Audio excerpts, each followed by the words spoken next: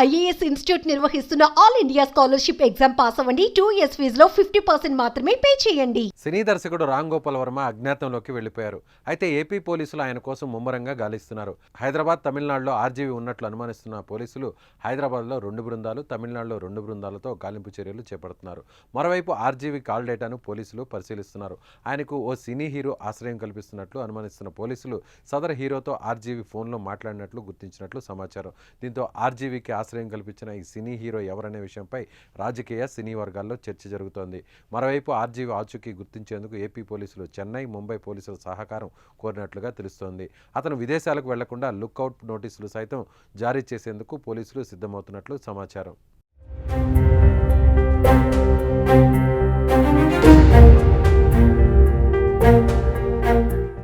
AP సార్వత్రిక ఎన్నికలకు ముందు చంద్రబాబు నాయుడు, పవన్ కళ్యాణ్, నారా లోకేష్లను ఉద్దేశిస్తూ రామ్ గోపాల్ వర్మ సోషల్ మీడియాలో అభ్యంతరకర పోస్టులు పెట్టారు. అయితే ఏపీలో ఎన్డీఏ కూటమి ప్రభుత్వం అధికారంలోకి రావడంతో గత నెలలో మద్దిపాడు పోలీస్ స్టేషన్లో వర్మపై కేసు నమోదైంది.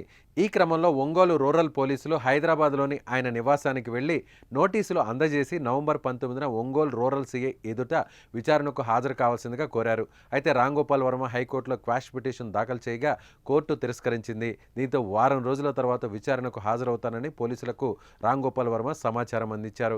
ఈ క్రమంలో ఈ నెల 25న విచారణకు హాజరు కావాలని పోలీసులు మరోసారి నోటీసులు పంపించారు. సోమవారం విచారణకు హాజరు కావాల్సి ఉండగా వర్మ నుంచి ఎలాంటి సమాచారం లేకపోవడంతో ఆయన్ను అదుపులోకి తీసుకునేందుకు ఒంగోలు పోలీసులు హైదరాబాద్లోని ఆయన నివాసానికి వెళ్లారు. రామ్ గోపాల్ వర్మ తన నివాసంలో లేడని గుర్తించి గాలింపు చర్యలు చేపట్టారు. అయితే వర్చువల్ విచారణకు హాజరవుతారని రామ్ గోపాల్ వర్మ లాయర్ పేర్కొన్నప్పటికీ పోలీసులు అందుకు నిరాకరించినట్లు తెలుస్తోంది.